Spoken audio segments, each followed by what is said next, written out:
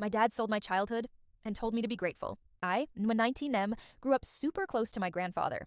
He practically raised me because my dad was always too busy, and my mom left when I was 6. My grandfather taught me everything: how to ride a bike, how to cook, how to save money, how to be a good man. When he got sick 2 years ago, I spent every weekend taking care of him. Before he passed, he called me into his room. He struggled to speak, but he gave me a small wooden box. Inside was a letter, a photo of the two of us, and the key to his old 1970s vintage bike we rebuilt together when I was 14. That bike wasn't just a vehicle, it was every memory, every lesson, every afternoon we spent covered in grease, laughing and fixing things. In the letter, he wrote, "This is for you, something that no one can take away." I believed that, but then my dad proved me wrong. A week after the funeral, I came home from college for a weekend. The garage was empty, the bike was gone. Oh, I thought someone stole it. I panicked. My dad walked into the kitchen casually eating chips and said, "Oh, that old junk? I sold it. You should be thanking me. Less clutter." I froze. I genuinely thought he was joking. He wasn't.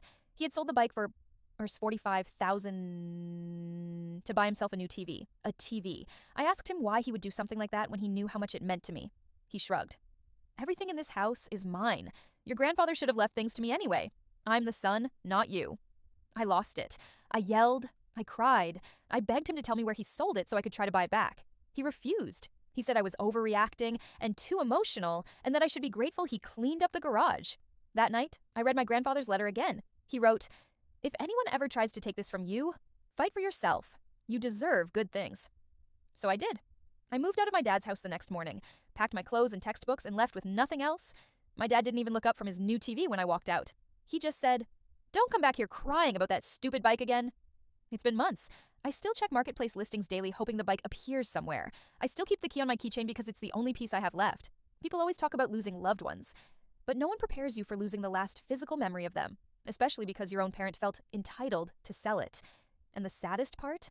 My dad still texts me sometimes, not to say sorry, not to check on me, but to ask why I'm ignoring him, as if he didn't break something in me that day that I'll never get back.